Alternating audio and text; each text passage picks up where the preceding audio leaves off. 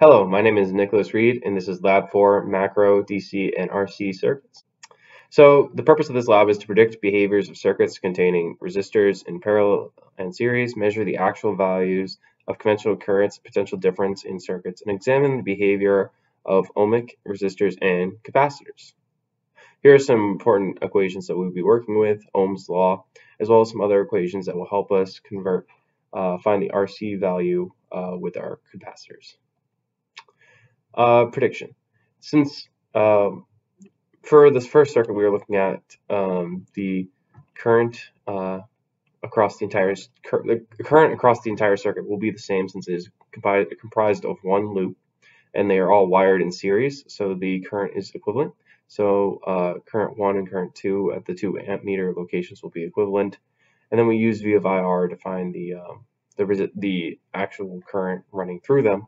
Because we know the total resistance because of the 2 ohm meters, and we also know the potential difference, which is shared by 2 batteries, 1.5 volts, which equals in series, which equals 3 volts.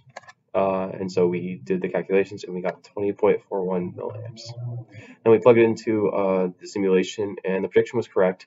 The ammeter placed backwards or reversed on the circuit reads the same value.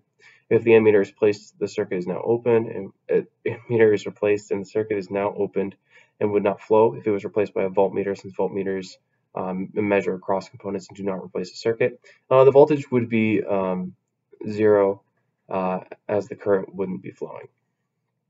So here we have the voltage drops across certain areas of the circuit. We have a graph showing where the circuit drops occur, and we find that the total difference in the circuit equals 0.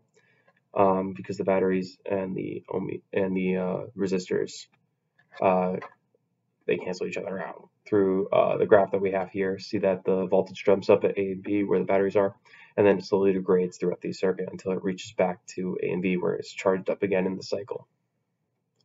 The voltmeter doesn't change the ammeter's reading because the voltmeter attached in parallel has very high resistance to allow to calculate the difference in voltage across the area. Since it's in parallel, the resistance is measured by 1 over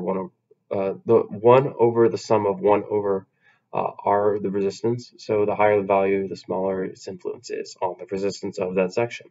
The voltmeter parallel with the 100 meter ohm resistor has a voltage drop of 2.041 volts, and the current is unchanged at 20 milliamps. The ammeter parallel to the 100 ohm resistor changed the current to 60 milliamps because it changed the resistance in that loop it creates. It also allows a path of less resistance for the current to flow through, allowing more current to bypass the resistor. So here's our ohm calculations for all of the resistors and the components of the circuit. We see that the wire and the ammeters have 0 ohm drops, while the resistors have the ohm drop of their equivalent marking. So then we work with our capacitors. First, we created this circuit right here, and when I first connected it, the bulb would glow as the capacitor was charged, but once the capacitor was charged, the bulb would go dark. My bad. And then once the battery was disconnected, it would discharge from the capacitor, the current would switch directions, and the bulb would bright up again until the capacitor was fully discharged.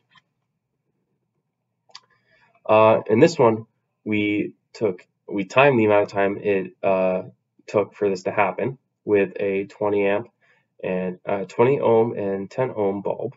I used switches to quickly switch between the battery connection and the straight connection. This allowed me to do this a lot quicker, and I found that the 10 ohm resistance bulb took 10 seconds for the capacitor to discharge, and the 20 ohm bulb took the capacitor 20 seconds for discharge. This capacitor was also a 2 millifarad capacitor and a 9-volt battery. So then we took this to the next step, and we took the timing and we recorded the voltage across the time as it discharged the capacitor. So as we set up here, I had a graph set up, I had my stopwatch, the voltmeter, I had a cleaned up version of the circuit that allowed me to switch on and off the battery to charge the capacitor, and then we had our 30 ohm light bulb here, and it created these voltage readings at these times, and I plugged them into due to our equation that we looked at the beginning, we plugged into this equation and we graphed it by time, and that gives us -1 over the RC. So we find the -1 from the slope, and we find the -1 over this in order to give us our RC, which ends up being around 6 seconds. And you can see the math we did here from the slope.